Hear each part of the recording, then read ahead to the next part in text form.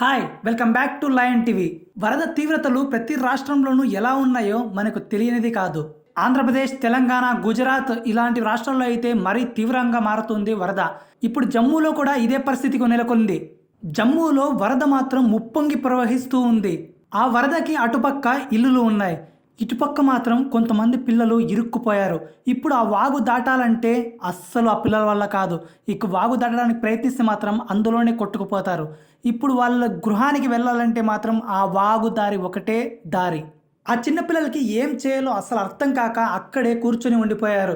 పెద్దవాళ్ళు అయితే ఆ వరదలు ఈజీగానే వెళ్ళిపోతున్నారు, కానీ చిన్నపిల్లల పరిస్థితే చాలా దయనీయంగా ఉంటుంది.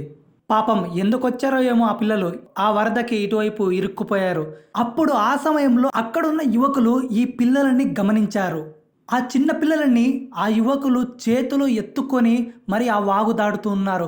ఒక్కొక్కరు ఒక్కొక్క బాహుబలిలాగా ఒక్కొక్క పాపని ఎత్తుకొని ఆ వాగు దాటడానికి ప్రయత్నిస్తూ ఉన్నారు. ఏ టెన్షను లేకుండా సునాయాసంగా పిల్లలని ఒడ్డుకు చేర్చారో ఆ యువకులు.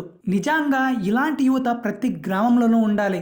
సహాయం చేయాలి అనే ఆలోచన ప్రతి ఒక్కరికి ఉండాలి. చూసారు కదండి, ఈ యువకులు చేసిన పని గురించి మీరేమనుకుంటున్నారో మన కామెంట్ రూమ్లో తప్పకుండా తెలియజేయండి.